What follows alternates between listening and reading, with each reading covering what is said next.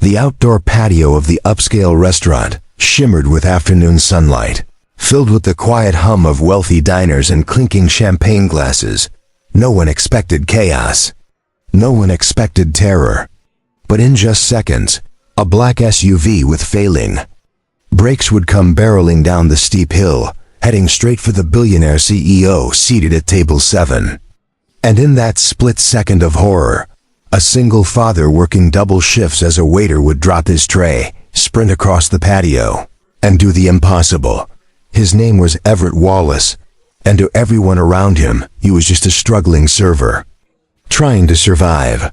But when the billionaire, Selena Whitaker, asked him afterward how he moved so fast, how he knew exactly what to do, he whispered 2 words that changed everything. Call sign.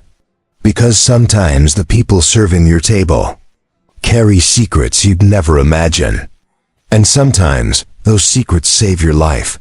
Before we jump back in, tell us where you're tuning in from, and if this story touches you, make sure you're subscribed, because tomorrow I've saved something extra special for you. The afternoon sun blazed over the terraced hillside where Meridian Heights Restaurant perched like a jewel above the bustling city of Ashford. Its outdoor patio stretched wide beneath elegant white umbrellas, overlooking a view that cost diners nearly $200 per plate. Crystal wine glasses caught the light like scattered diamonds.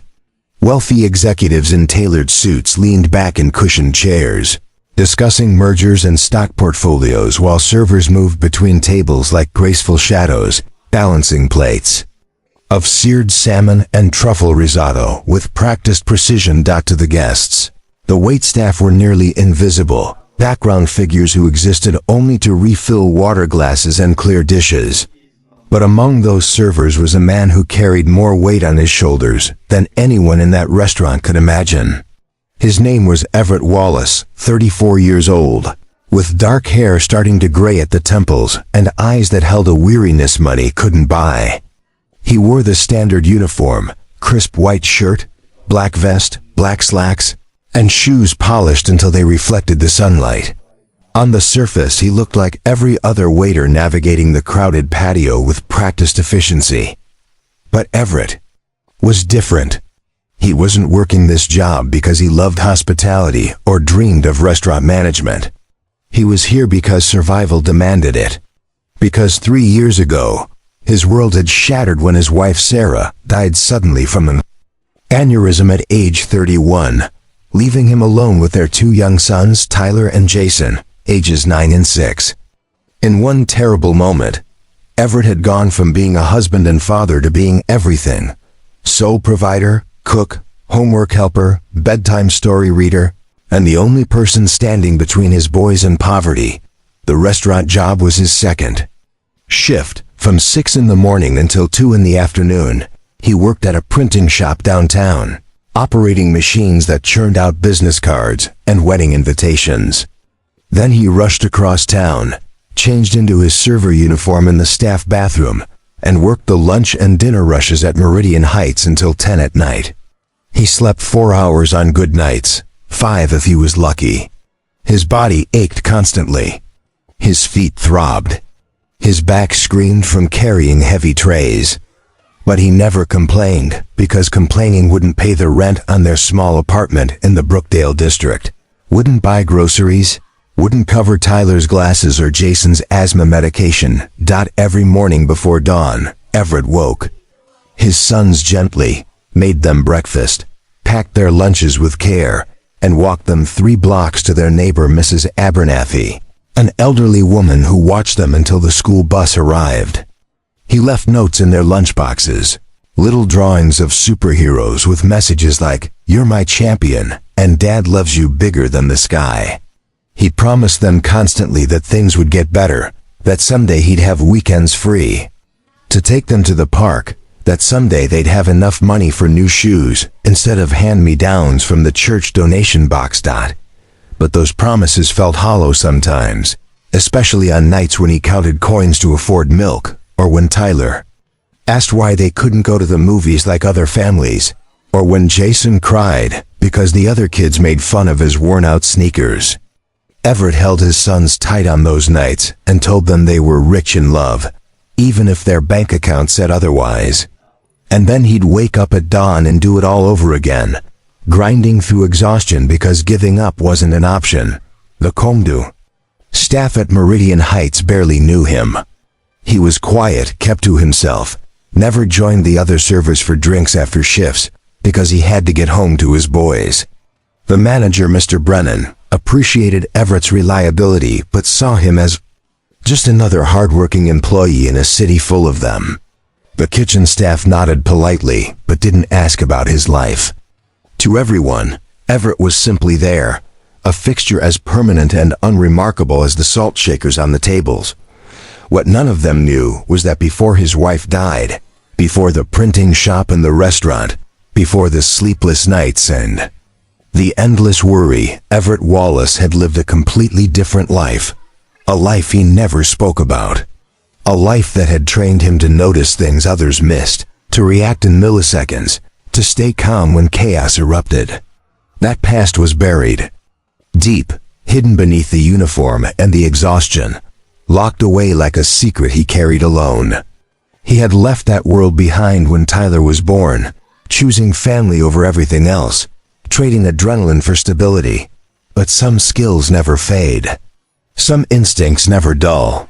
And on this particular Tuesday afternoon, as Everett balanced a tray of appetizers and navigated between tables crowded with Ashford's elite, those buried instincts were about to save a life, because at table 7, seated beneath a large white umbrella with a perfect view of the valley below, sat Selena Whitaker, one of the wealthiest women in the country. She was 41 years old, founder and CEO of Apex Innovations, a tech company worth billions that had revolutionized cloud computing and artificial intelligence. Selena was a force of nature, brilliant, ruthless in business, and utterly focused. She wore a charcoal gray designer suit, her dark hair pulled into a sleek bun, her fingers moving across her tablet screen as she half listened to the 3 board members seated with her docked to Everett. She was just another customer. He had served her table 20 minutes earlier, bringing sparkling water and explaining the daily specials in the polite, neutral tone he used with all guests. She had barely looked at him, nodding absently while continuing her conversation about quarterly projections. That was normal. People like Selena Whitaker didn't see people like Everett Wallace. He was part of the scenery, as forgettable as the chairs they sat on. But that was about to change.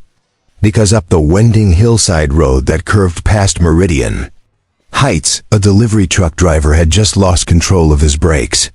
The massive vehicle was gaining speed, its horn blaring desperately as it careened downward, and parked directly in its path, just 15 feet from where Selena Whitaker sat reviewing financial reports. Was a black luxury SUV. In less than 60 seconds, that truck would slam into the SUV, sending it hurtling across the restaurant patio, like a missile aimed directly at table 7. In less than 60 seconds, Everett Wallace would become something more than a waiter. And Selena Whitaker's perfectly controlled world would shatter in ways she never imagined. That afternoon seemed ordinary, almost too ordinary. But ordinary moments have a way of exploding into the extraordinary. And when they do, the universe reveals that heroes don't always wear capes or carry badges. Sometimes they wear server uniforms and balance trays. Sometimes they're invisible until the moment they become unforgettable, preparing and narrating. This story took us a lot of time. So if you are enjoying it, subscribe to our channel. It means a lot to us. Now back to the story. Everett's story had begun long before that Tuesday afternoon at Meridian Heights. Long before he became a waiter balancing plates and smiling through exhaustion. It had begun in love, in hope, and in dreams that felt achievable. When Sarah was still alive, he had met Sarah 11 years earlier at a community college in Ashford, where they were both taking night classes. She was studying graphic design. He was finishing his degree in engineering, trying to build a stable future after leaving behind a career he couldn't talk about. A past that involved government work and classified operations that still haunted his dreams sometimes. Sarah had been the light that pulled him out of that darkness. She was funny, optimistic, and saw the good in everyone. She made him laugh. She made him believe in normal life, in barbecues and birthday parties and mortgage payments. They married 2 years later in a small ceremony at a downtown chapel, with 20 guests and a cake. Sarah had decorated herself. Tyler was born a year after that, and Everett remembered holding his son for the first time, feeling a love so overwhelming it terrified him.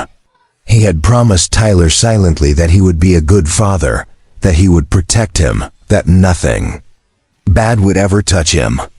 Jason arrived 3 years later, a surprise pregnancy that stretched their budget, but doubled their joy. Those years were the happiest of Everett's life. He worked as an engineer at a mid-sized firm designing water filtration systems. Sarah freelanced from home, creating logos and websites while managing the boys. Money was tight but sufficient. They lived in a modest house in the Brookdale district with a small backyard, where Tyler and Jason played with water guns in summer and built snowmen in winter. On weekends, they packed sandwiches and drove to Harmon Lake for picnics. Sarah would sketch while Everett taught the boys to skip stones across the water dot. It was simple. It was beautiful. It was everything Everett had never thought he deserved after the things he'd done in his former life, the operations he'd carried out, the decisions he'd made in the name of duty. Sarah had redeemed him, given him a reason to be better, to be softer, to be human again. And then, on a rainy October morning 3 years ago, Sarah collapsed in the kitchen while making breakfast. Tyler found her on the floor, unconscious, and screamed for Everett. The ambulance arrived within 8 minutes, but it was already too late. A brain aneurysm, the doctors said. Instant, unpredictable, nothing anyone could have done. She was 31 years old. Everett's world imploded. For weeks he moved through life like a ghost, numb and hollow. Friends and neighbors brought casseroles. The church organized a meal train. Mrs. Abernathy from next door watched the boys while Everett sat alone in the dark, staring at Sarah's pillow, unable to comprehend a future without her. But Tyler and Jason needed him. They were grieving too, confused and frightened, asking when Mommy was coming home, not understanding why she wasn't there to tuck them in at night. Everett realized he couldn't fall apart, because if he did, his sons would fall apart too. So he pulled himself together, piece by shattered piece, and focused on survival. The engineering job didn't pay enough to cover the mortgage and daycare for 2 boys. Everett sold the house and moved the family into a 2-bedroom apartment in a less expensive part of Brookdale. He took the job at the printing shop because it had early hours that allowed him to be home when the boys returned from school. But even that wasn't enough. Medical bills from Sarah's final hospital stay piled up. Utility bills, groceries, clothing for growing boys who seemed to outgrow everything every 3 months.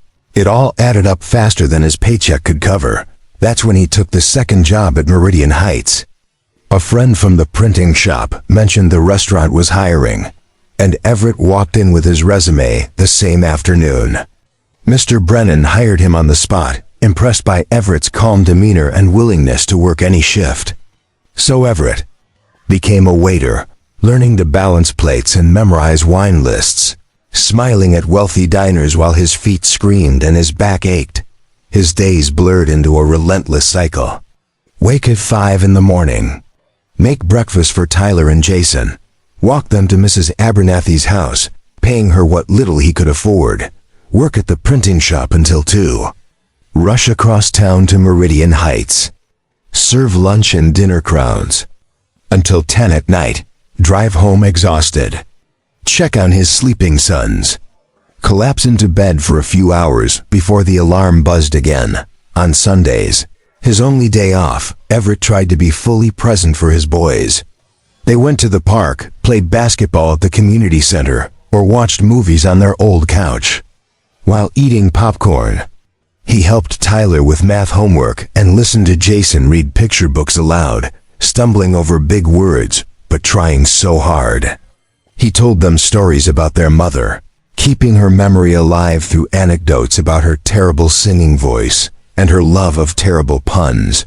But Everett was drowning, and he knew it. There was never enough money, never enough time, never enough sleep. He was 40 pounds lighter than before Sarah died, his clothes hanging loose, his face gaunt. Some mornings he stared at himself in the mirror and barely recognized the man staring back, hollow-eyed and worn down by grief and exhaustion.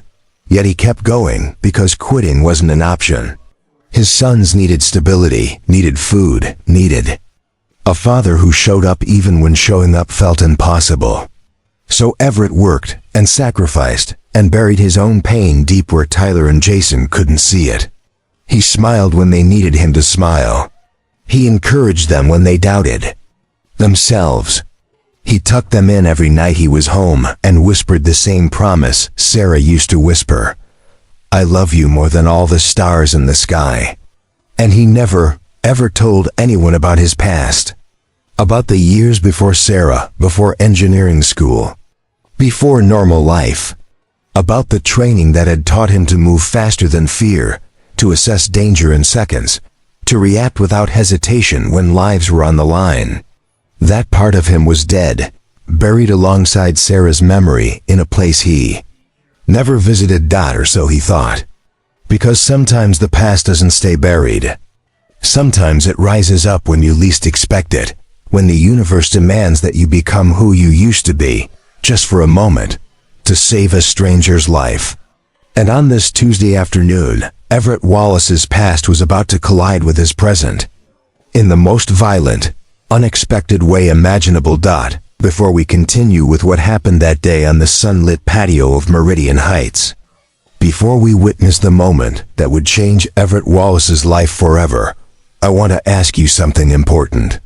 Because this story isn't just about one man's courage or one woman's close call with death. It's about something much bigger. Something that touches all of us in ways we don't always recognize. It's about the people we overlook. The ones we walk past every single day without really seeing. The waiter refilling your coffee. The janitor cleaning the office after hours. The cashier scanning your groceries. The delivery driver leaving packages at your door. We see their roles, their uniforms, their functions, but we rarely see them as full human beings with their own struggles, dreams, tragedies, and triumphs. How many times have you sat in a restaurant and never wondered about the server bringing your food? Have you ever considered that they might be working 3 jobs to keep their family housed? That they might have lost someone they loved and are barely holding themselves together?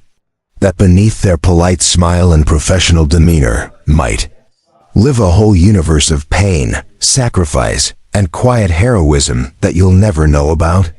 This story is a reminder that extraordinary people are all around us, hidden in plain sight. They're not celebrities or billionaires or politicians. They're ordinary people doing extraordinary things just to survive another day. They're single. Parents working themselves to exhaustion so their kids can have food and shelter.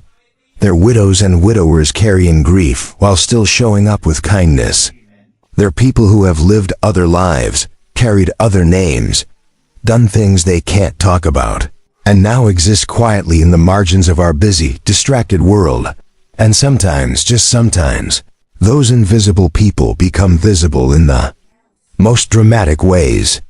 Sometimes the universe creates a moment where their hidden strength, their buried skills, their incredible resilience gets revealed.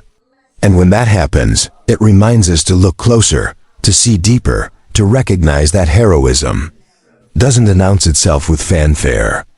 It often arrives in work boots and aprons, in tired eyes and calloused hands, in people who've learned to survive the unsurvivable and still find the strength to save someone else. If you believe that courage, vigilance, and heroism can come from the most unexpected places, if you believe that the people serving you deserve to be seen as fully human, if you believe that everyone has a story worth hearing, then please take a moment to like this video. Share it with someone who needs to. Be reminded that ordinary people can do extraordinary things. Comment your thoughts below because I genuinely want to hear what this story makes you feel.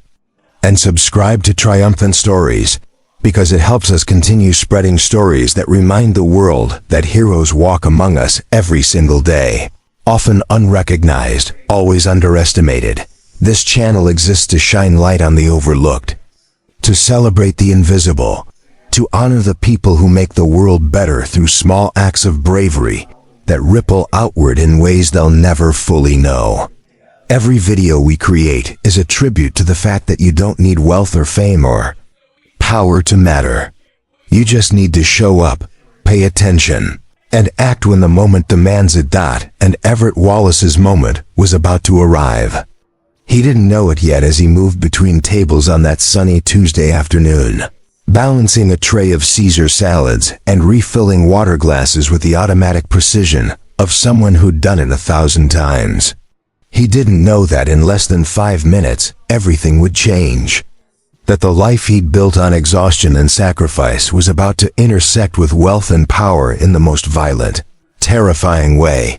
He didn't know that Selena Whitaker, sitting at table 7 reviewing quarterly projections on her tablet while her board members debated marketing strategies, was about to have her entire perspective on humanity shifted. That the woman who controlled billions of dollars and commanded boardrooms full of powerful executives was about to owe her life to a man she hadn't even bothered to look at when he took her order. Because that's what Everett Wallace did. He worked, he sacrificed. He showed up day after day, shift after shift, carrying the weight of 2 lives on his shoulders, never complaining, never asking for help. Just grinding forward through exhaustion and grief, because his boys needed him to be strong. And now, at 3:15 on this Tuesday afternoon, as he navigated the crowded patio with a tray of Caesar salads balanced on one hand, all of that sacrifice, all of that invisible struggle, was about to collide with a moment that would reveal who Everett Wallace really was beneath the uniform and exhaustion.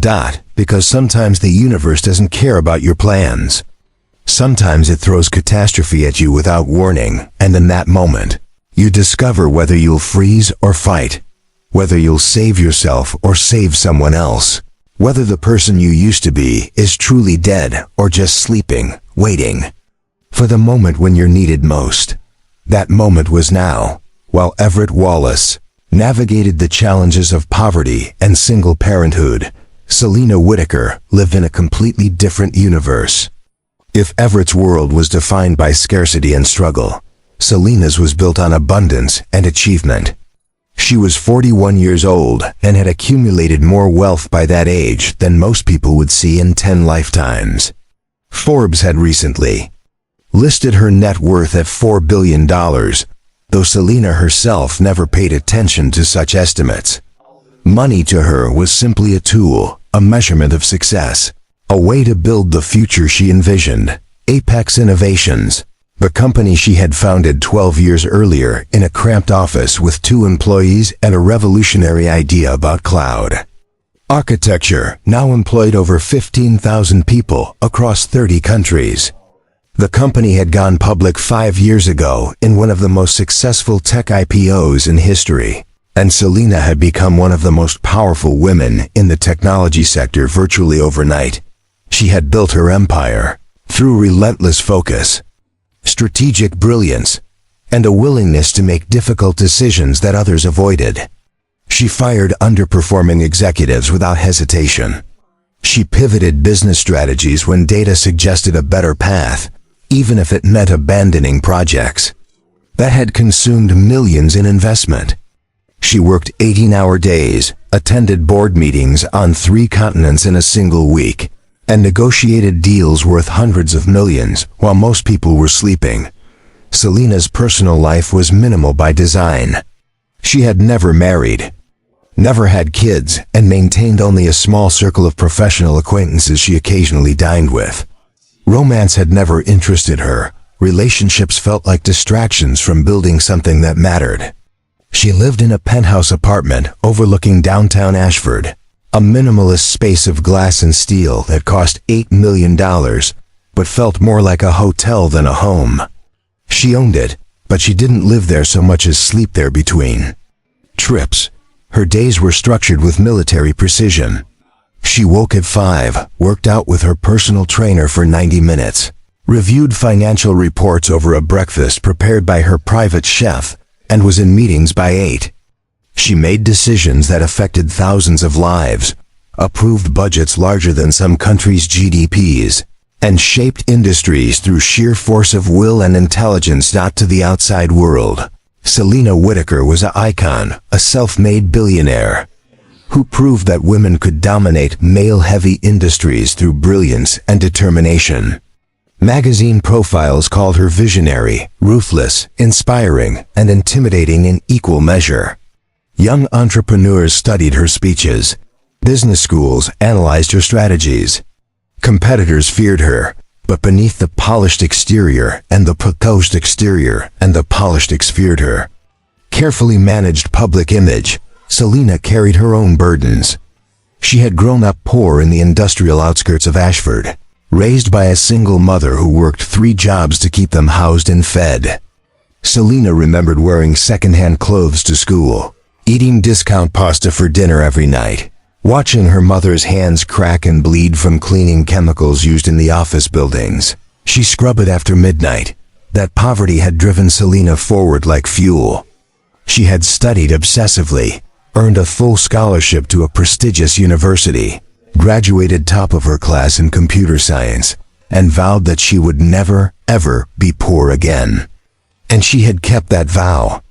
But in the process of building her empire, she had also built walls around herself, layers of protection that kept people at a distance.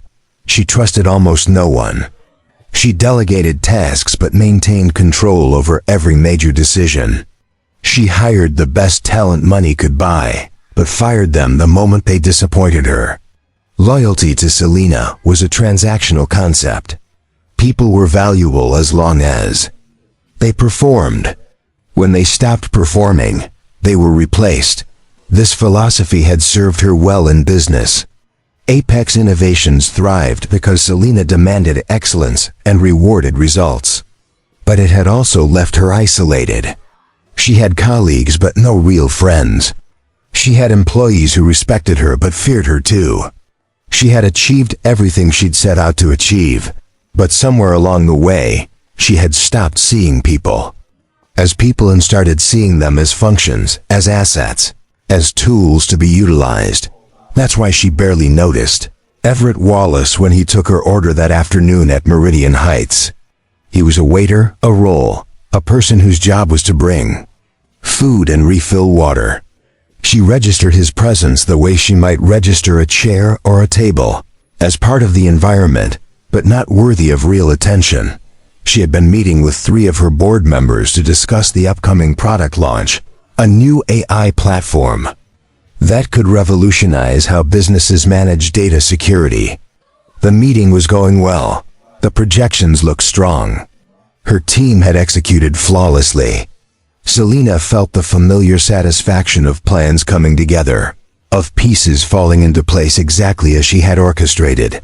She glanced at her tablet, scrolling through the presentation slides one more time, making mental notes about talking points for the investor call scheduled for tomorrow morning. Her mind was already 3 steps ahead, calculating risk factors, anticipating questions, planning contingencies. The board members were discussing marketing strategies, debating whether to launch the platform in North America first or simultaneously across all markets. Selena half listened, her attention divided between their conversation and the spreadsheet displaying quarterly revenue forecasts. She sipped her sparkling water absently, not really tasting it. This was how Selena experienced most of her life. At her remove, intellectually engaged but emotionally distant, always thinking, always planning, always 3 steps ahead of everyone around her. She had trained herself not to be present in moments, but to analyze them, optimize them, extract maximum value from them. She didn't notice the beautiful view from the patio, The way afternoon sunlight made the valley below glow golden, she didn't notice the other diners, the couples celebrating anniversaries, the families sharing meals, the simple human joy happening at tables around her. And she certainly didn't notice Everett Wallace as he moved between those tables, carrying trays and clearing dishes with practiced efficiency. To Selena, he was invisible, a non-entity, someone who existed to serve but not to be seen. If someone had asked her later to describe the waiter who had taken her order, she wouldn't have been able to recall a single detail about him. Not his face, not his voice, nothing. Because in Selena Whitaker's world, people like Everett Wallace simply didn't register as worthy of attention that was about to change in the most dramatic, terrifying way imaginable. Because in less than 90 seconds, Everett Wallace would save Selena's life. And in doing so, he would force her to confront something she had spent her entire adult life avoiding. The reality that wealth and power mean nothing when death comes racing toward you, and that the people she had dismissed as invisible might be the only thing standing between her and oblivion. The universe was about to teach Selena Whitaker a lesson in humility. And the teacher would be a broke single father in a server's uniform who she had looked past without a second thought.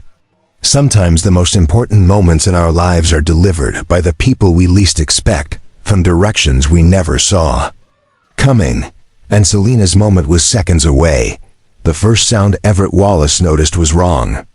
Not loud yet, not alarming to anyone else on the patio, but wrong in a way that made his instincts spike like an electrical current through his nervous system. It was a horn, but not the brief annoyed honk of city traffic. This was sustained, desperate, the sound of someone laying on their horn because something terrible was happening and they couldn't stop it. Everett's head snapped toward the source of the sound, his body responding before his conscious mind had fully processed the threat. Years ago, in another life, he had been trained to react this way, to trust his instincts before his thoughts, to move toward danger while others were still trying to understand what was happening. That training had saved lives in situations he still couldn't talk about, in places whose names remained classified, during operations that existed only in redacted government files.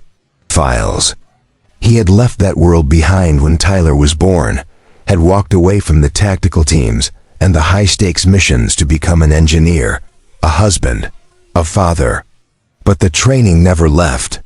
It lived in his muscle memory, in the way his eyes automatically scanned environments for threats, in how his brain calculated trajectories and impact points without conscious effort.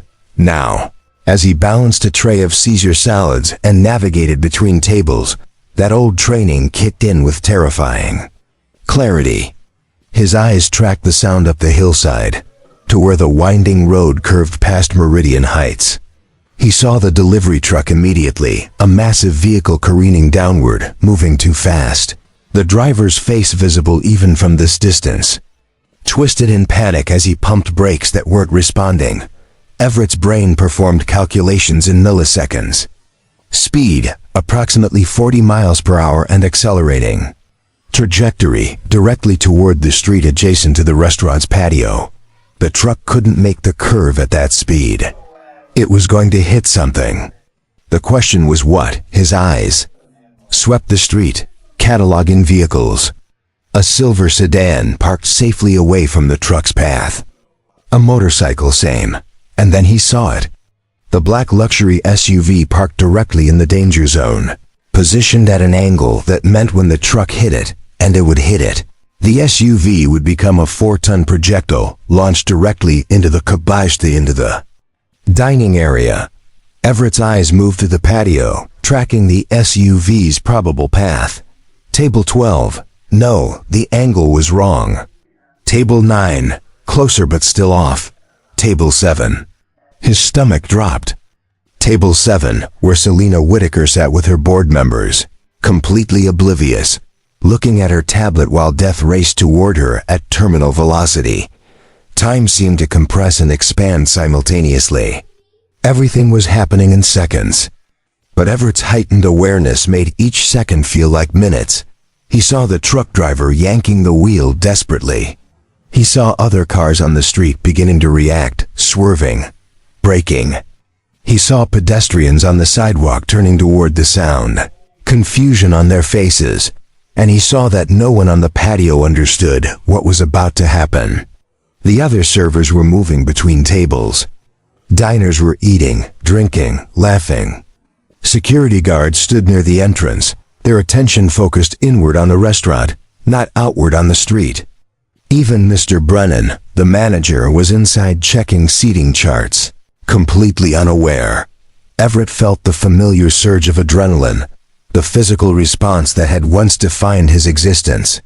His heart rate spiked but steadied, his breathing deepened and controlled, his vision sharpened until he could see individual details with crystalline clarity.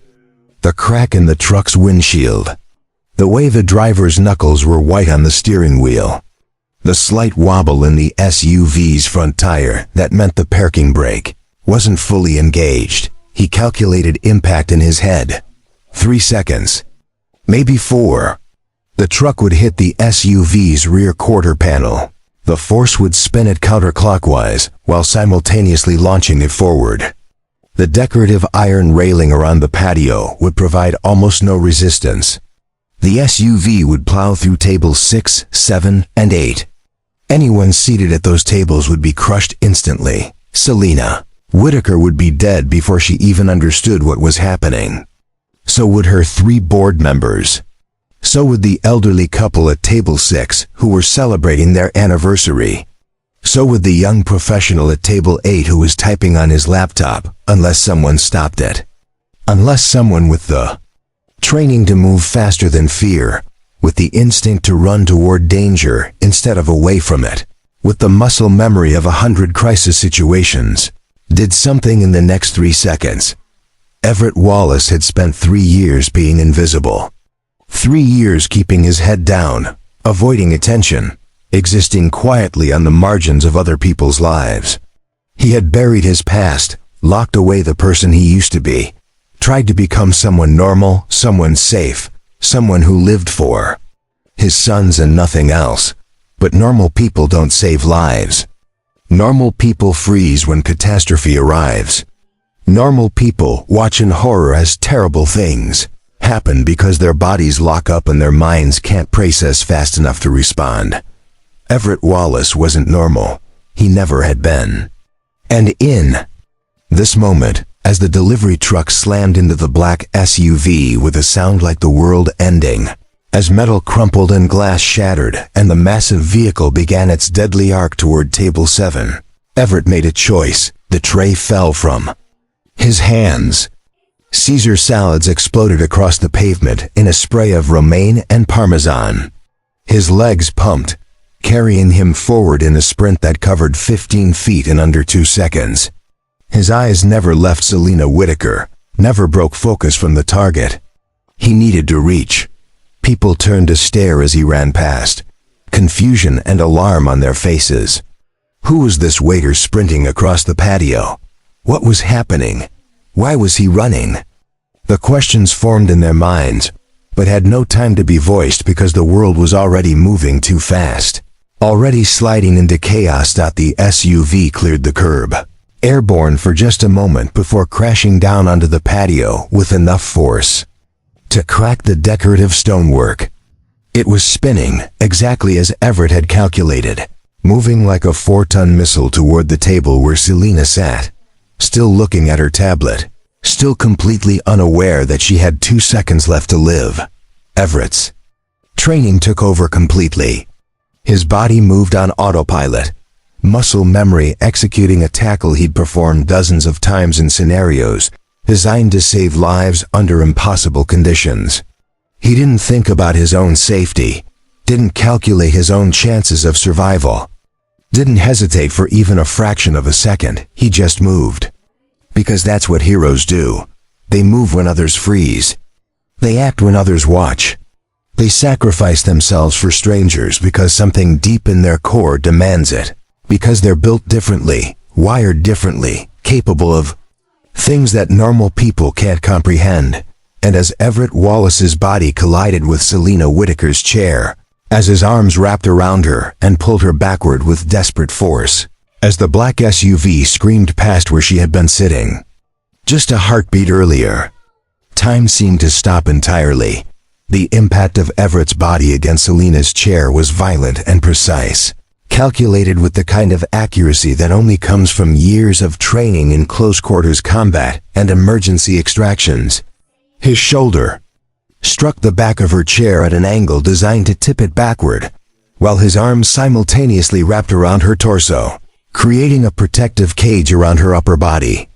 The momentum carried them both away from the table in a controlled fall that would have looked chaotic to observers, but was actually executed with remarkable precision.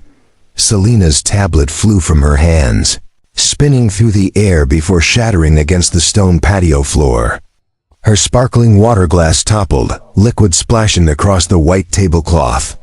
The 3 board members seated with her jerked backward in shock, their faces frozen in expressions of confusion and alarm.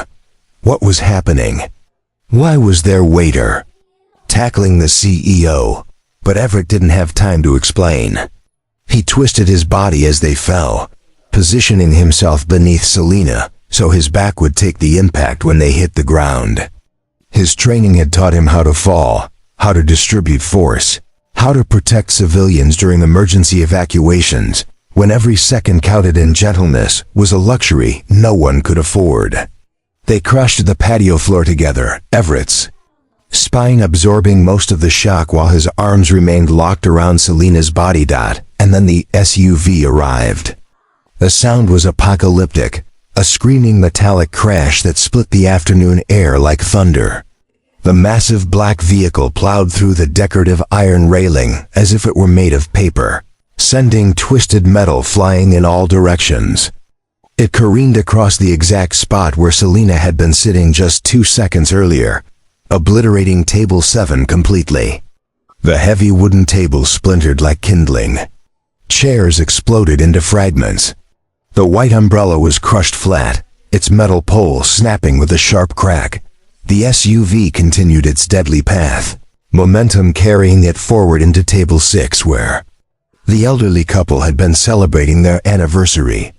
But they had seen the vehicle coming at the last moment and had thrown themselves sideways, the husband pulling his wife down behind a decorative planter just before the SUV smashed through. Their table with devastating force. Glass shattered. Plates and silverware became projectiles. Wine bottles exploded, sending dark red liquid spraying across white stone like blood. The vehicle finally came to rest against the far wall of the patio. Its front end crumpled, steam hissing from the destroyed engine, alarms blaring from inside. For a single frozen moment, the entire restaurant was silent except for those alarms. 50 people sat or stood in absolute shock, their brains struggling to process what had just happened. The transformation from peaceful afternoon dining to catastrophic violence had occurred so quickly that most of them were still catching up, still trying to understand. Then the screaming started. Guests scrambled away from the wreckage, chairs scraping and toppling as people fled toward the restaurant's interior. Servers dropped their trays and ran. One of the board members who had been sitting with Selena was on the ground, having thrown himself sideways when the SUV appeared. He was hyperventilating, his expensive suit covered in dust and broken glass. Mr. Brennan burst through the restaurant doors, his face sheet white as he took in the devastation. The entire outdoor dining area was destroyed. Tables were overturned, umbrellas collapsed, the iron railing twisted into abstract sculptures of torn metal. And in the middle of it all, lying on the ground near what used to be table 7, was Everett Wallace with Selena Whitaker still locked in his protective embrace. Everett's ears were ringing from the crash, but his training kept him focused. He did a rapid self-assessment, checking for injuries. His back hurt where he'd hit the ground, but nothing felt broken. His right elbow was scraped and bleeding, but that was superficial. He was functional. He could move. He looked down at Selena, whose eyes were wide with shock, her face pale, her breathing rapid and shallow. She was experiencing the physiological response to near death, her body flooded with adrenaline, her mind struggling to comprehend what had just occurred. "Are you hurt?" Everett asked, his voice calm and controlled despite the chaos erupting around them. "Can you move your legs, your arms?" Selena stared at him, unable to form words. Her mouth opened and closed, but no sound emerged. She was in shock, her brain locked in a loop, trying to process the fact that she had been sitting at a table reviewing spreadsheets, and now she was on the ground with a waiter's arms around her, while a crashed SUV smoked and hissed 15 feet away. Everett quickly assessed her for visible injuries. No blood, no obvious fractures. Pupils responding normally to light. She was physically intact. The shock would fade once her nervous system calmed down. "You're okay," he said firmly, using the authoritative tone he'd been trained to employ when managing civilians in crisis situations. "You're safe. I need you to breathe slowly. In through your nose, out through your mouth. Can you do that for me?" Selena nodded mechanically, following his instructions. Her breathing began to slow, becoming more controlled. Color started returning to her face. Security guards arrived, running onto the patio with radios crackling. Behind them came Mr. Brennan, still looking like he might faint. Other staff members crowded in the doorway, staring at the destruction. With horrified expressions, Everett carefully released Selena and helped her sit up, keeping one hand on her shoulder to steady her. She was trembling, her whole body shaking with the aftershocks of adrenaline and fear. Around them, other diners were being helped to their feet. The elderly couple from Table 6 emerged from behind the planter, shaken but uninjured. The young professional from Table 8 stood slowly, brushing glass from his jacket, his laptop crushed beneath a piece of twisted railing. One of the security guards reached Everett and Selena, kneeling beside them with concern written across his face. "Is anyone hurt? Do we need ambulances?" "She's in shock but physically unharmed," Everett reported automatically, slipping into the clipped, efficient communication style he'd used in tactical situations. "Check the others. The couple from Table 6, the man from Table 8. Possible injuries from flying debris." The security guard blinked at him, surprised by the authoritative response from someone in a waiter's uniform, but he followed the instructions, calling into his radio for medical assistance and moving to check on the other guests. Mr. Brennan reached them, his voice high and panicked. "What happened? How did you know?" "Everett, how did you move so fast?" Everett didn't answer. His attention was focused on Selena, who was starting to come out of her shock, her eyes sharpening as her brain began processing what had occurred. She looked at the destroyed table where she'd been sitting. She looked at the crashed SUV. She looked at Everett, really looked at him for the first time, seeing him as a person rather than a function. "You saved my life," she whispered, her voice hoarse. "If you hadn't grabbed me, I would be dead right now." Everett nodded slightly but said nothing. What was there to say? It was a simple statement of fact. Without his intervention, she would have been crushed when the SUV destroyed Table 7. They both knew it. Everyone on the patio knew it. Police sirens wailed in the distance, growing louder as emergency vehicles raced toward Meridian Heights. Guests were being herded inside the restaurant, away from the wreckage. Paramedics would arrive soon to check everyone for injuries. Investigators would come to document the scene, to determine how a delivery truck had lost its brakes on the hillside road, how it had struck the SUV with enough force to launch it into a crowded restaurant patio. But for this moment, in the immediate aftermath of catastrophe, as dust settled and alarms continued their shrill warning, there was only Everett and Selena, sitting together on broken stone while the world spun chaos around them. A waiter and a billionaire. A single father barely surviving poverty and a CEO who controlled billions. Two people whose lives should never have intersected. Brought together by violence and saved by split-second decisions, Selena's board members gathered around her, asking if she was all right, if she needed anything, their voices overlapping in concern. But Selena ignored them. Her eyes remained locked on Everett, studying him with new intensity, as if seeing him clearly for the first time required the lens of near death to bring him into focus. "How did you know?" she asked quietly. "How did you see it coming when no one else did?" Everett stood slowly, offering his hand to help Selena to her feet. She took it, her grip surprisingly strong despite the trembling. He pulled her up carefully, making sure she was steady before releasing her hand. "I pay attention," he said simply. That's all. But it wasn't all, and they both knew it.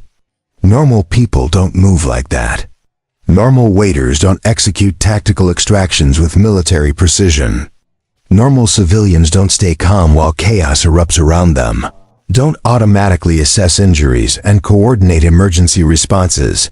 Don't possess the kind of situational awareness that turns seconds into enough time to save a life.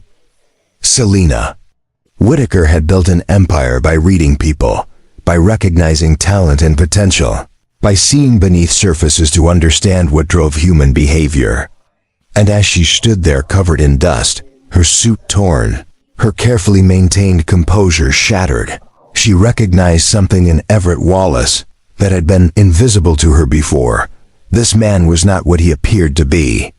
And she needed to know why. The next 20 minutes unfolded in controlled chaos as emergency personnel flooded Meridian Heights.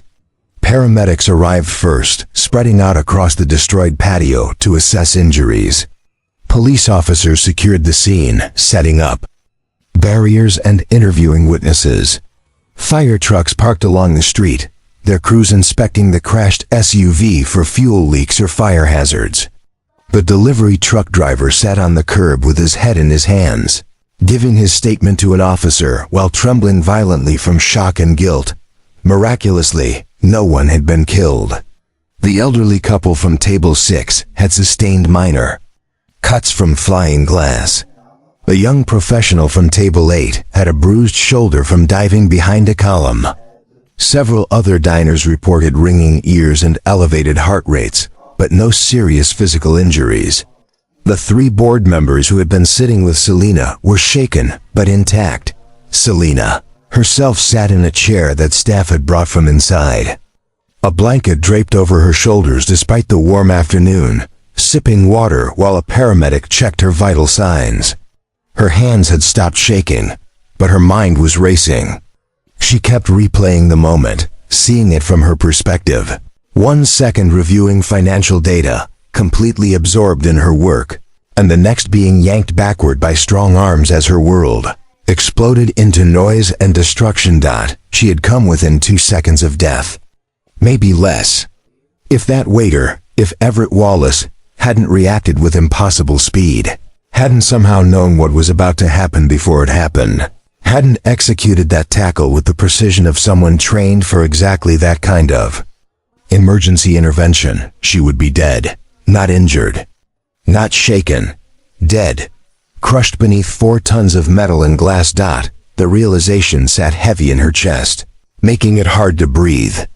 Selena Whitaker, who controlled billions of dollars and commanded one of the most successful tech companies in the world, had been saved by a man she had barely noticed, a waiter whose name she wouldn't have remembered if someone had asked her.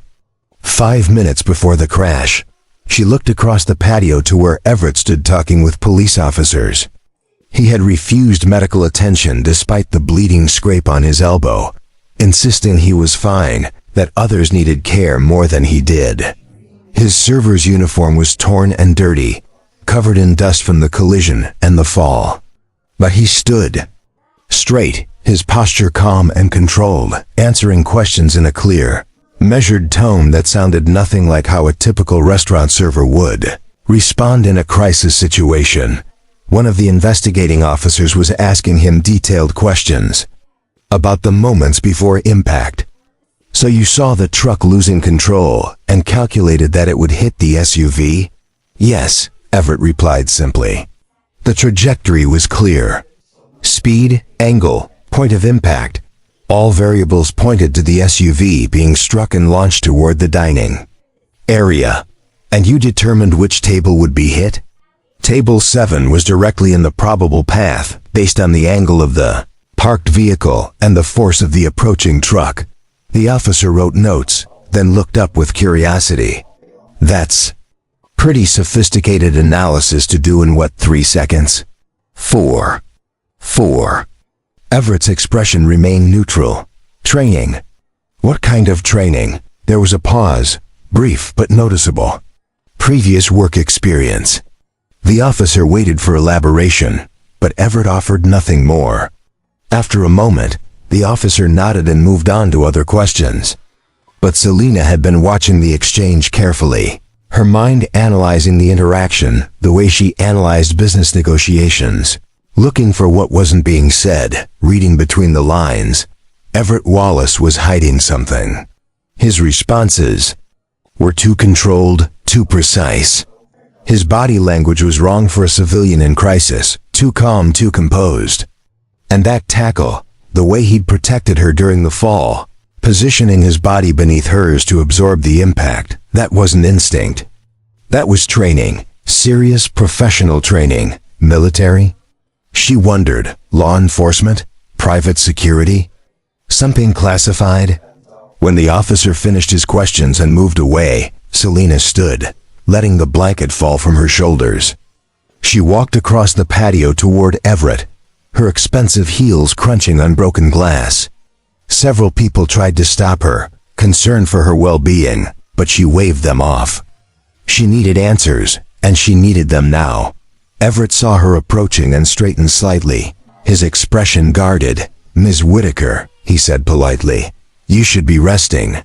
The paramedic said, "How did you move that fast?" She interrupted, her voice low but intense. "I've seen action movies with stunt coordinators and special effects, and what you did looked more real than anything Hollywood has ever produced. So I'm going to ask you directly, what's your background?" Everett met her gaze steadily. "I'm a waiter, Ms. Whitaker. I work here at Meridian Heights and at a printing shop downtown. I have 2 sons. That's my background." "That's your current situation," Selina corrected. "I'm asking about before. Before the restaurant, before the printing shop. What did you do that taught you to assess tactical situations in seconds, and execute emergency extractions like a trained professional?" The tension between them was palpable. Around them, emergency personnel continued their work, but in this small space between Selina and Everett, the world had narrowed to just the 2 of them, billionaire and waiter, powerful and invisible, except the categories no longer fit the way they had an hour ago. "I don't talk about my previous work," Everett said finally. "I left that life behind a long time ago. Why? Because I had a family. Because I wanted my sons to have a father who came home every night. Because that world, whatever it was, required sacrifices I wasn't willing to make anymore." Selina absorbed this, her analytical mind working through the implications. Government. Work, almost certainly. The kind that couldn't be discussed. The kind that trained people to function in high-stress situations, where lives depended on split-second decisions. But you couldn't completely leave it behind, she observed. Because when the moment came, when someone needed saving, all that training came back like muscle memory. Everett's jaw tightened slightly. "I did what anyone would have done." "No," Selina said firmly. "You did what almost no one could have done. You saw danger before it arrived. You moved faster than fear. You saved my life and probably saved others on this patio. That's not what anyone does. That's what highly trained professionals do." She paused, studying his face, seeing past the exhaustion and the humble uniform to something deeper, something harder. "I looked into your eyes right after you pulled me down," she continued quietly. "And you know what I saw? Absolutely no panic, no fear.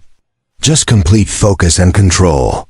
I've negotiated with military generals and intelligence officials. I recognize that look. So let me ask you something else. Do you have a call sign? The question hung in the air between them like a challenge. Everett's expression didn't change, but something flickered in his eyes. A recognition that she had just crossed into territory he had worked very hard to leave behind. Why would you ask that? He said carefully. Because people with your kind of training usually do, Selina replied. And because I need to understand who just saved my life. I need to know if the man standing in front of me is just a waiter who happens to have a mysterious past, or if he's something more. The silence stretched between them. Emergency vehicles continued their work. Police radios crackled. Witnesses gave statements, but in this moment, none of that mattered. What mattered was the question Selina had asked, and the answer Everett had to decide whether to give. Finally, he spoke, his voice so quiet she almost didn't hear it over the surrounding noise. Sentinel. The single word dropped between them like a stone. Selina's eyes widened slightly. She knew enough about military and intelligence operations to understand the significance. Call signs weren't given lightly. They were earned through actions in the field, through demonstrated skills and reliability. They were badges of honor. In communities that operated in shadows, protecting people who would never know their names. Sentinel. A guardian. A watcher. Someone who saw danger before it arrived and stood between threats and the people who needed protecting. The name fit perfectly with what she had just witnessed. How long? She asked. 8 years active, Everett replied. Specialized tactical operations. I separated 6 years ago when my first son was born. Worked as an engineer for 3 years. Then my wife died, and I've been working these jobs ever since, trying to keep my family together. There it was laid out in simple sentences. A life of service and sacrifice, followed by tragedy, followed by a different kind of sacrifice. The daily grinding struggle of a single father working 2 jobs to survive. Selina felt something unfamiliar stirring in her chest, an emotion she rarely allowed herself to experience. Genuine respect mixed with something that felt uncomfortably close to shame. She had sat at table 7 earlier, surrounded by board members, discussing millions of dollars in marketing budgets, while the man serving her water had been someone who had spent 8 years putting his life on the line for his country, who had then lost his wife and been forced into poverty just to keep his sons housed and fed, and she hadn't seen him. Hadn't registered him as worth noticing. The realization was uncomfortable and unavoidable. She had become exactly the kind of person she had promised herself she would never be. Someone who looked past the people serving her, who treated them as invisible, who measured human worth by wealth and status. I owe you my life, she said. Quietly. That's not a debt I take lightly, Sentinel. Everett shook his head. You don't owe me anything, Ms. Whitaker. I'm just glad you're safe. Now if you'll excuse me, I need to call my neighbor to let her know I'll be late picking up my sons. He turned to walk away, but Selina's voice stopped him. Wait, please. He paused, looking back at her with those calm, controlled eyes that had seen things she could only imagine. Let me help you, Selina said. Let me do something to acknowledge what you did today. I don't need charity, Everett replied, a note of pride creeping into his voice. I work for what my family has. We're doing fine. But Selina could see that they weren't doing fine. She could see it in his worn uniform, in the exhaustion carved into his face, in the way he had mentioned working 2 jobs while raising 2 sons alone. He was surviving, barely, through sheer determination and sacrifice, and she was worth $4 billion. The universe had just taught her a brutal lesson about what really mattered, about who really mattered, and she wasn't about to ignore it. The afternoon sun was beginning its descent toward the horizon, casting long shadows across the destroyed patio of Meridian Heights. Police had finished their initial investigation and were beginning to clear the scene. The delivery truck and the crashed SUV would be towed shortly. Witnesses had been released after giving statements. The restaurant would remain closed for at least a week while repairs were made and insurance claims processed. Selena Whitaker stood near the entrance, watching as Everett Wallace spoke quietly with Mr. Brennan, the restaurant manager. Even from a distance, she could tell the conversation wasn't going well. Mr. Brennan's body language was apologetic but firm, and Everett's shoulders had slumped slightly in a way that suggested disappointment, though not surprise. When the conversation ended, Everett nodded once and walked toward the employee area to collect his belongings. Selena intercepted him before he reached the door. "What did he say?" she asked, though she suspected she already knew. Everett met her eyes briefly, then looked away. "The restaurant will be closed for at least a week, maybe 2. Staff won't be paid during the closure." He apologized, but there's nothing he can do about it. No work means no wages. The casual cruelty of it struck Selena hard. This man had just saved lives, had prevented a catastrophic tragedy through his quick thinking and decisive action, and his reward was losing a week's worth of desperately needed income. The universe's sense of justice, she thought bitterly, left much to be desired. "That's not acceptable," she said firmly. "You acted with extraordinary courage today. You should be compensated, not punished." Everett gave her a tired smile that didn't reach his eyes. "That's not how the world works, Ms. Whitaker. Not my world, anyway. In your world, maybe heroes get rewarded. In mine, we just try to survive until tomorrow. But I appreciate the sentiment."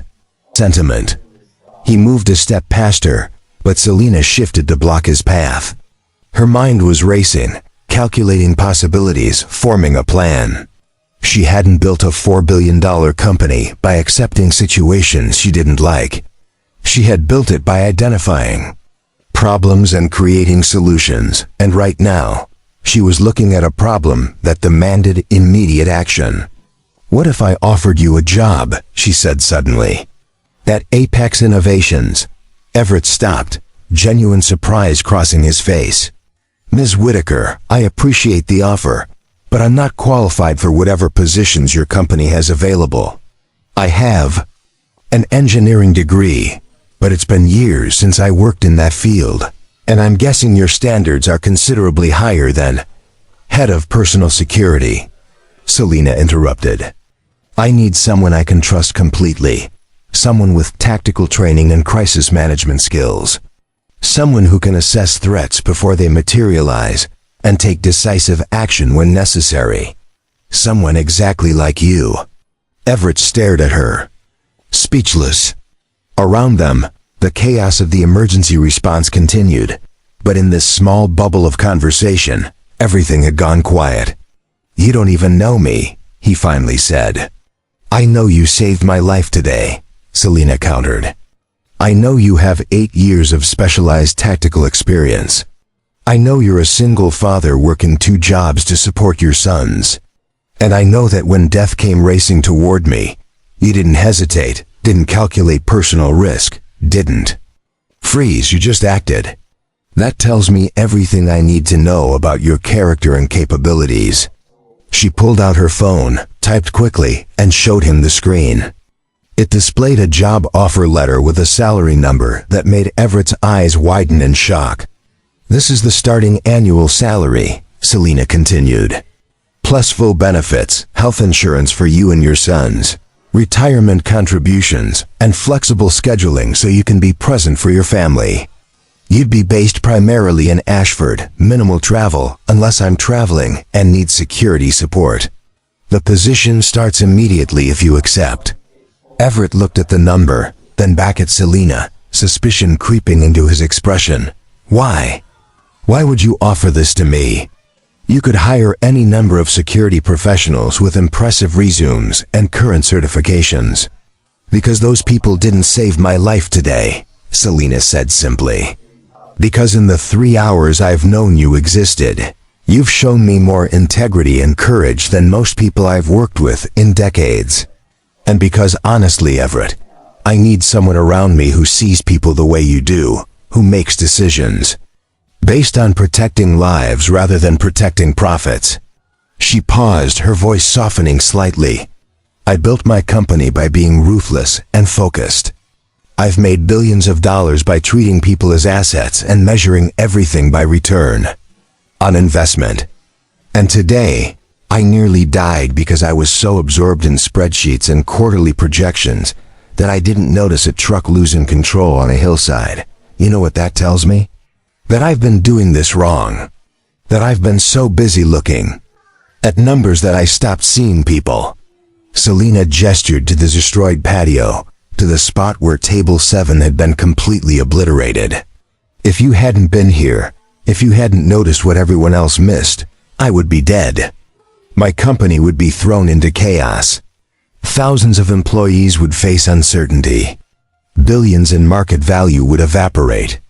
All because I was too important to pay attention to the world around me, and too blind to see that the person serving my water was more valuable than anyone sitting at my table. Everett listened silently, his expression unreadable. Selena pressed forward, knowing this was her only chance to make this right. I'm offering you this job because you've earned it, she said. Not as charity, not as payment for saving my life, but because you're exactly the kind of person I need working with me. Someone who pays attention, someone who acts with courage, someone who understands what really matters. The silence stretched between them as Everett processed the offer.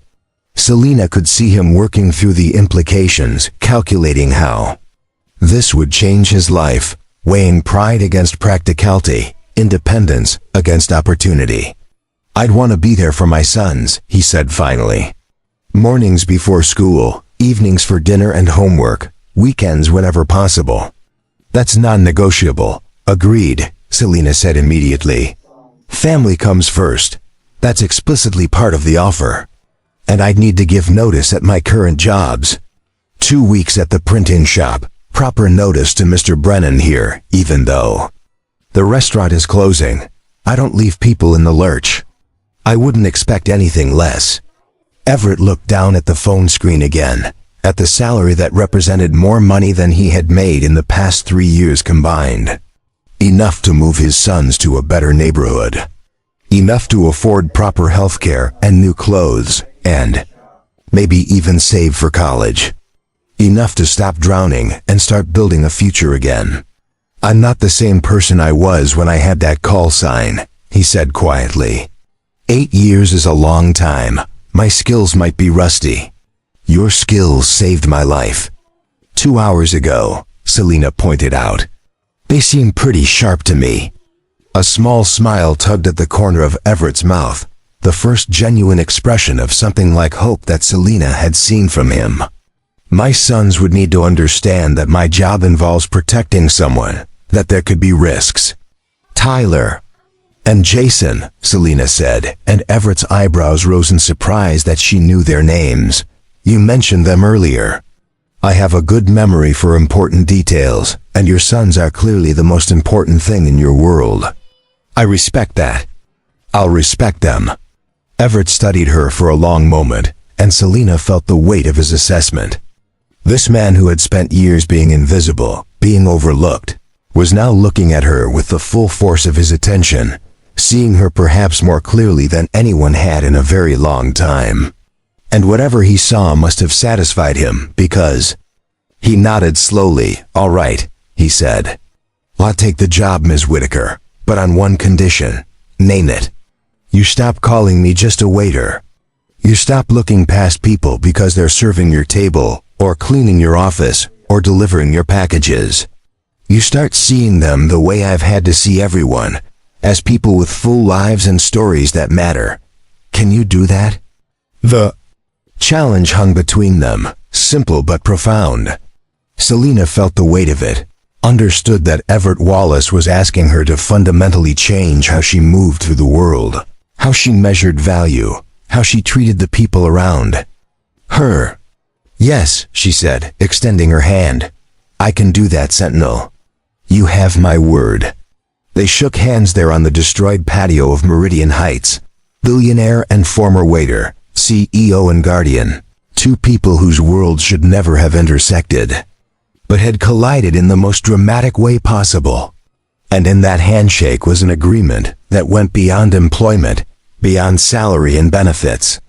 It was an acknowledgement that the universe had just rearranged both of their lives, teaching lessons that neither had known they needed to learn. Later, as Everett drove across town to pick up Tyler and Jason from Mrs. Abernathy's house, he thought about how he would explain this to his sons. How he would tell them that their father's life had just changed completely because he had done what he was trained to do, what his instincts demanded, what his conscience required. That sometimes courage brings rewards, that sometimes the right action at the right moment opens doors you never knew existed. And on the other side of the city, as Selena sat in her penthouse apartment looking out over Ashford's glittering skyline, she thought about the man in the server's uniform who had taught her more about humanity in 3 hours than she had learned in 20 years of business school and boardroom battles. She thought about how close she had come to dying, and how a person she had never bothered to see had been the only thing standing between her and oblivion. The world was full of invisible heroes, she realized. People carrying impossible burdens while performing extraordinary acts of courage that no one noticed or celebrated. People like Everett Wallace, like the thousands of others working multiple jobs to keep their families afloat, sacrificing sleep and health and dreams so their loved ones could have better futures. And maybe, she thought just maybe, she could use her wealth and power to change that, to see those people, to value them, to create a world where heroism in all its forms was recognized and rewarded. It was a new kind of mission, different from quarterly profits and market dominance. But as Selena picked up her phone to start making changes to how Apex Innovations treated its employees, from the janitors to the executives, she felt something she hadn't felt in years: purpose beyond profit, meaning beyond money. The understanding that true wealth wasn't measured in billions, but in lives saved, families protected, and people seen for who they really were. And it had taken a single father in a waiter's uniform, a man with a call sign he rarely spoke, to teach her what really mattered. 3 months after that Tuesday afternoon when a runaway SUV destroyed the patio at Meridian Heights, Everett Wallace stood in the executive offices of Apex Innovations, reviewing security protocols for an upcoming international conference where Selena would be speaking. He wore a tailored suit now instead of a server's uniform, and the transformation was remarkable. Not just in his appearance, but in his entire life. Tyler and Jason had moved with him to a 3-bedroom apartment in a safe neighborhood with good schools and a park 2 blocks away. Tyler's cracked glasses had been replaced with a new pair that actually fit properly. Jason had new sneakers, without holes, and more importantly, he had stopped being teased at school about his worn-out clothes. Both boys were thriving, their grades improving, their confidence growing now that their father came home at reasonable hours and had energy to help with homework, play basketball, and just be present. Mrs. Abernathy still watched them occasionally. But now it was because Everett asked her to, not because he had no other choice. And he paid her properly for her time, enough that she could afford the medications her insurance didn't cover, and still have money left over for the grandchildren's birthday presents. Everett's role at Apex Innovations had evolved beyond simple security. Selena had discovered that his tactical training translated remarkably well to business strategy, that his ability to assess situations quickly and identify threats applied just as effectively to corporate challenges as to physical dangers. He sat in on board meetings now, offering perspectives that no one else could provide, asking questions that cut through corporate jargon to identify real risks. But more than that, his presence had changed the culture of the company in subtle but meaningful ways. Selena had started implementing policies that valued all employees, from janitors to executives. She had increased wages for support staff, improved benefits, created mentorship programs, and instituted a practice where senior Leadership spent one day each quarter working alongside the people who cleaned offices, managed mailrooms, and maintained facilities. The goal was simple: to see and value everyone who made the company function. It wasn't charity. It was recognition that every person in the organization had worth beyond their job title, that invisible work was still essential work, that dignity and respect shouldn't be rationed based on salary brackets. The changes had been noticed. Industry publications wrote articles about Apex Innovation's new approach to corporate culture. Other companies started adopting similar policies.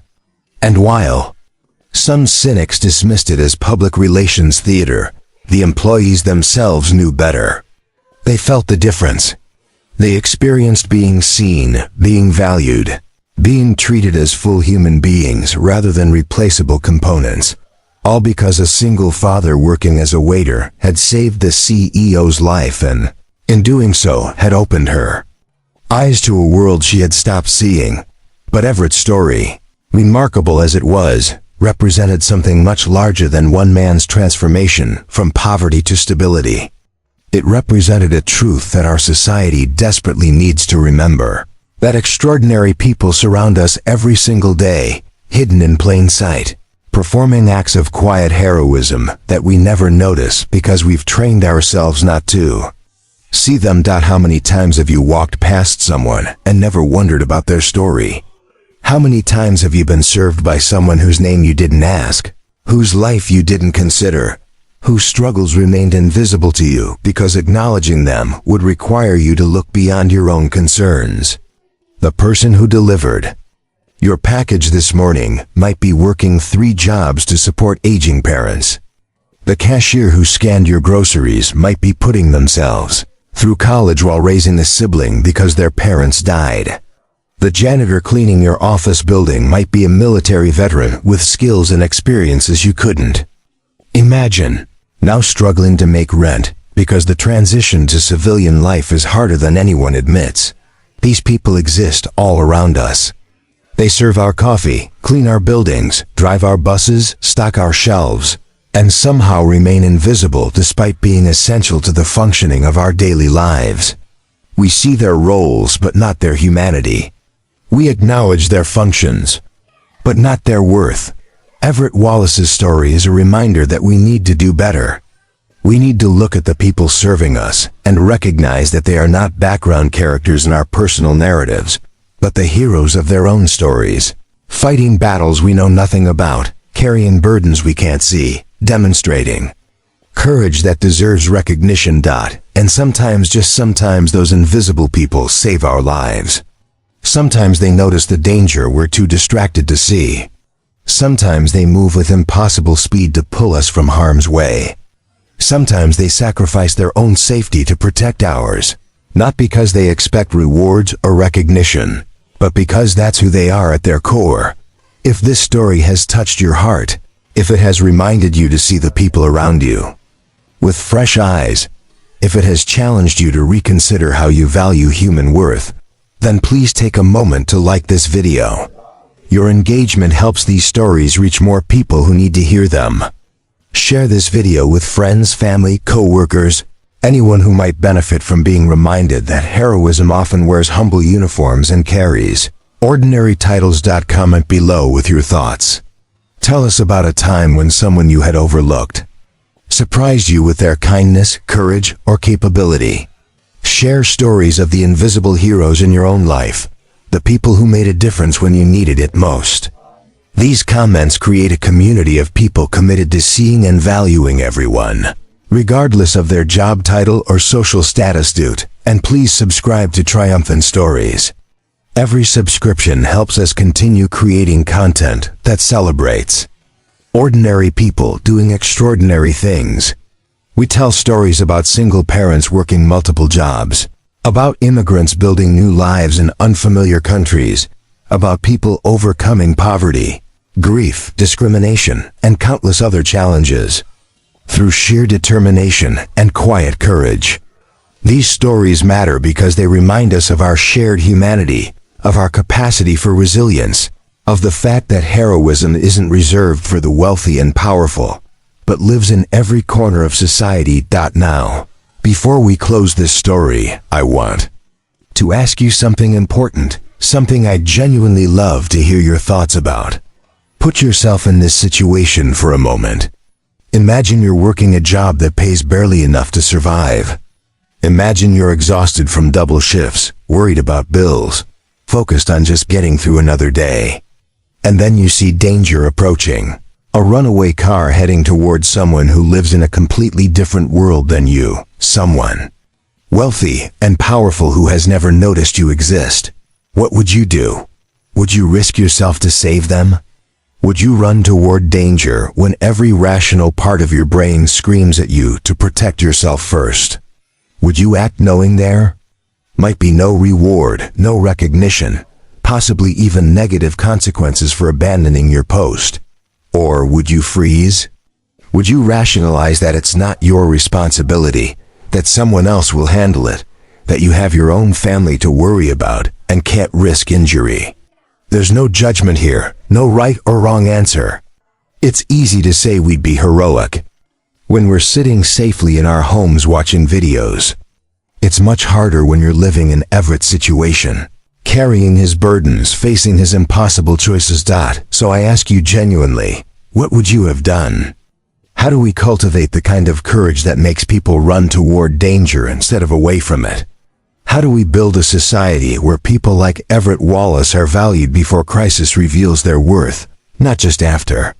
Share your honest thoughts in the comments. This isn't about virtue signaling or saying what sounds good. It's about genuine reflection on human nature, on courage, on the choices we make when everything is on the line. Because here's the truth that Everett Wallace's story teaches us. Courage isn't the absence of fear. It's not about being fearless or reckless.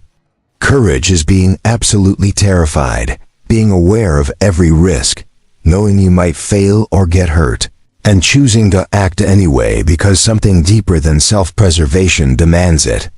Everett was afraid when he dropped that tray and ran toward the runaway SUV.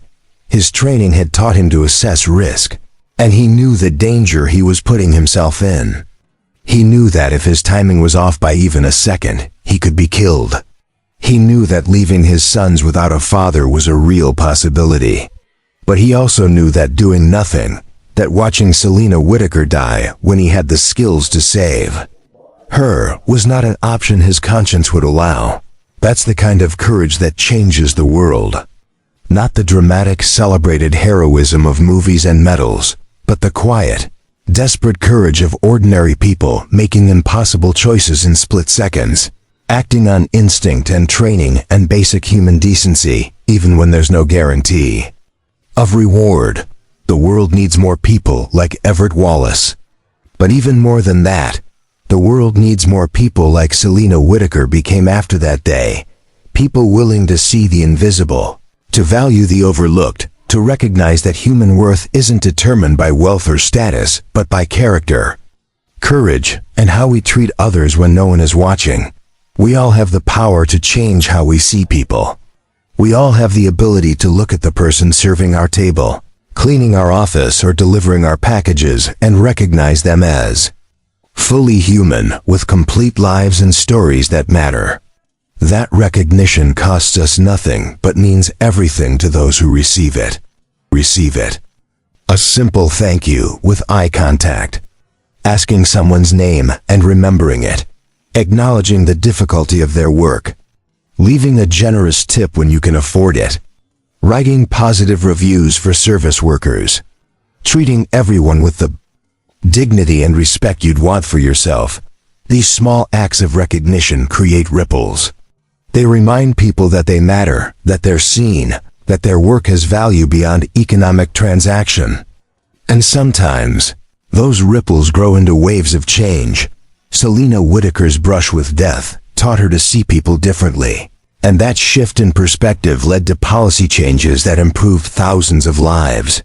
But it shouldn't take near-death experiences to teach us these lessons. We can choose right now, today, to see the invisible heroes around us and treat them with the honor they deserve.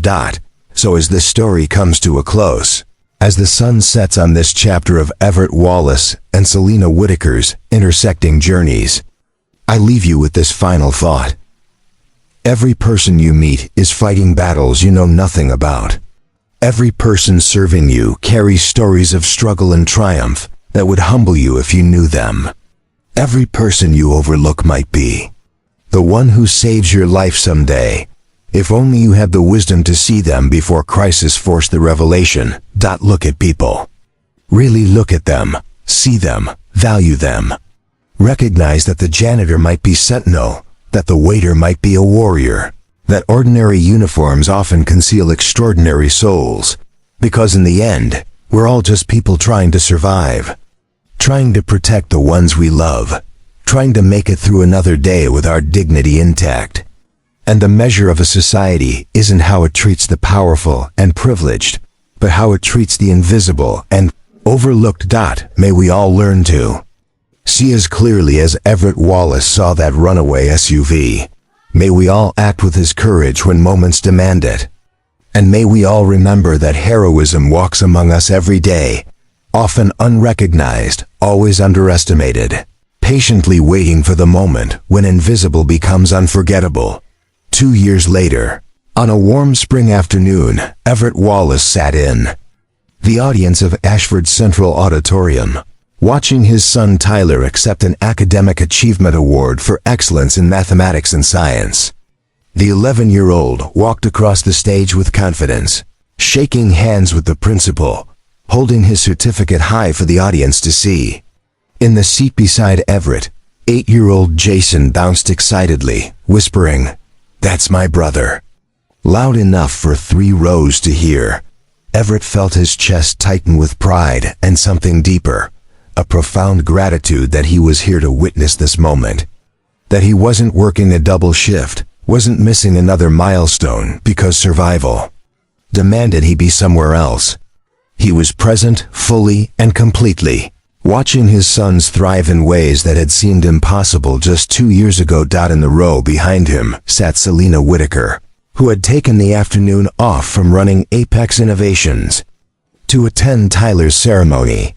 She had become part of their lives in unexpected ways, not as a distant employer, but as someone who genuinely cared about the family of the man who had saved her life. She attended school events when invited, remembered birthdays, and had established college funds for both boys that would ensure their education was never limited by finances. But more importantly, she had kept her promise. She had changed how she saw the world.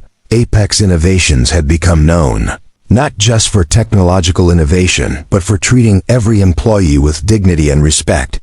The company had won awards for workplace culture, for pay equity, for creating pathways for advancement, regardless of where someone started. Selena had instituted a program where entry-level employees could propose ideas directly to leadership, and several of the company's most successful recent initiatives had come from janitors, mailroom staff, and cafeteria workers who finally felt empowered to share their insights. The ripple effects had spread beyond Apex. Other companies had followed suit. Industry standards were shifting, and slowly, incrementally, the invisible workers who kept society functioning were being recognized and valued in ways they hadn't been before. It wasn't perfect. Poverty and inequality still existed. Countless people still struggled with multiple jobs and impossible choices. But the conversation had changed. More people were paying attention, seeing the humans behind the uniforms, asking names and listening to stories. After the ceremony ended, Everett, Tyler, and Jason met Selena in the lobby. Tyler showed her his certificate proudly, explaining the science project that had earned him the recognition. Jason tugged on Selena's sleeve, asking if she wanted to come to their apartment for the celebration dinner Everett was planning to cook. "I wouldn't miss it," Selena said, smiling at the boy's enthusiasm. As they walked to the parking lot together, an unlikely family formed not by blood, but by circumstance and choice, Everett thought about how far they had all come. How a single moment of crisis had transformed multiple lives, creating connections that never should have existed, but now felt essential. That evening, as Everett prepared dinner in their comfortable apartment kitchen, while Tyler helped chop vegetables, and Jason set the table with exaggerated care, Selena sat on the couch looking at photos on the wall. There was one of Sarah, Everett's late wife, that the boys had insisted on displaying prominently. Next to it were recent photos, Tyler and Jason at the park, the three of them at a basketball game, Everett in his suit on his first day at Apex. Innovations. Do you ever think about that day? Selena asked when Everett brought her a glass of wine. About how differently everything could have gone. Every day, Everett admitted, settling into the chair across from her. If I had been working my other job, if I hadn't noticed the truck, if I had hesitated for even a second longer. But you didn't, Selena interrupted gently. You saw what no one else saw, and you acted. You saved my life, Everett. And in doing so, you saved these boys from losing another parent. You saved yourself from drowning in poverty. You saved me from my own blindness. She paused, watching Tyler and Jason argue playfully in the kitchen about the proper way to make a salad. I built an empire, she continued quietly. I accumulated more wealth than I could spend in 10 lifetimes. But I was empty. I had stopped seeing people as people. And if that SUV had killed me, what would I have left behind? Money, sure, a company, certainly, but no real connections. No lives genuinely touched. No legacy that mattered beyond quarterly earnings. You're building that legacy now, Everett said. The changes you've made at Apex, the example you're setting, that matters. Only because you showed me what I was missing, Selena replied. Only because the universe put you in my path at exactly the right moment. From the kitchen, Jason's voice called out, "Dinner's ready." And I made the salad perfectly, not like Tyler said. They gathered around the table, this unconventional family, sharing a meal and stories about their days. Selena asked Tyler about his science project. Jason demonstrated his improved reading skills by reading aloud from a book he'd gotten from the library. Everett talked about a security protocol he was developing for the company's overseas offices. It was ordinary. It was beautiful. It was everything Everett had fought to preserve through the darkest years of his life, and everything Selena had been missing without knowing it. Later, after Selena had left and the boys were in bed, Everett stood in the doorway of their shared bedroom, watching them sleep. Tyler was sprawled across his bed with a book fallen open on his chest. Jason clutched his stuffed rabbit, the same one he'd had since he was a toddler, now carefully repaired and still loved despite newer toys. "We made it," Everett whispered to Sarah's memory, to the woman who had believed in him when he left his dangerous past behind, who had given him these two precious boys, who would have been so proud of the men they were becoming. "We survived. We're more than surviving now. We're thriving." And somewhere across the city, in her penthouse apartment that now contained actual photographs and personal touches, instead of just minimalist furniture, Selena Whitaker looked out over Ashford's glittering skyline and thought about invisible heroes and second chances, and how a single moment could redirect an entire life. She thought about the waiter she had never noticed, the man with a call sign and a broken heart who had run toward danger when everyone else ran away. The man who had taught her that true wealth wasn't measured in billions, but in lives touched, people seen, and moments of genuine human connection. Tomorrow she would return to running her company, to board meetings and strategic decisions, and all the responsibilities that came with leading a tech empire. But she would do it differently now, with eyes that saw everyone, with a heart that valued everyone, with the understanding that the people cleaning her office at night or serving coffee in the morning might be warriors and guardians and heroes, waiting for their moment, because sometimes the universe teaches us exactly the lessons we need, delivered by exactly the people we weren't looking at, in moments we never saw coming. And if we're wise enough to learn, if we're humble enough to change, if we're brave enough to see the world as it truly is, rather than how our privilege has obscured it, then maybe we can build something better. One recognized soul at a time. One moment of genuine seeing at a time. One act of courage at a time. At a time. The lights of Ashford glowed against the darkness, and in homes across the city, invisible heroes tucked their loved ones into bed, woke before dawn to work impossible shifts, and carried burdens no one else could see. But maybe, just maybe, a few more people were beginning to notice. Thank you for being part of the Triumphant Stories community. Thank you for caring about these narratives of courage and transformation. And thank you for committing to see the world, and the people in it, with more compassionate eyes. The story ends here, but the lessons continue forever, carried forward by everyone who chooses to look past uniforms and titles to see the human hearts beating beneath them. That's how we change the world, one recognized soul at a time, one moment of genuine seeing at a time, one act of courage at a time. And somewhere in Ashford, a single father tucks his two sons into bed, kisses their foreheads, and whispers the same promise he's made every night since their mother died.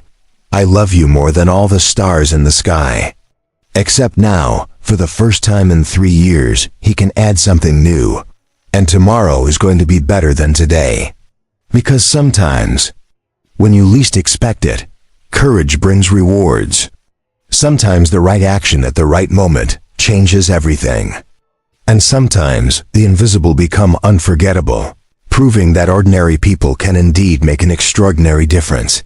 Up next, you've got 2 more standout stories right on your screen. If this one hit the mark, you won't want to pass. These up, just click and check them out. And don't forget to subscribe and turn on the notification bell so you don't miss any upload from us.